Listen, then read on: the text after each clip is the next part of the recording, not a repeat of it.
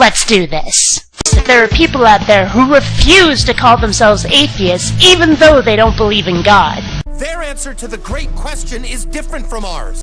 But the fact is that being an agnostic does not get you out of being an atheist, and it never will. You don't have to be an atheist to not believe in a god or gods. The Time Child has returned with information on our sworn enemies. I'm an agnostic atheist. I am an atheist who does not know. No.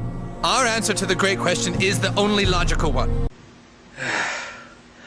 No! And you're wrong. Agnosticism does not mean or equate atheism. Our answer to the great question shall prevail. But it is a binary system. You're either a believer or not a believer. Fucking duh. You fools! This will be the end of us all!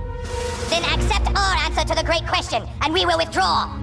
Your answer to the great question is illogical. What is the great question? What atheists should call themselves?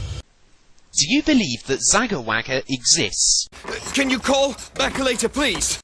As an agnostic, I can make no more sense of either of these labels than either of us can of the Zagawagga. They go around chopping down trees for tables, when they have perfectly good tummies to eat on. How logical is that? You would have to be a Zagawaggaist or an a-Zagawaggaist. You do believe in hammers, don't you? I mean, I've got one here for Christ's sake.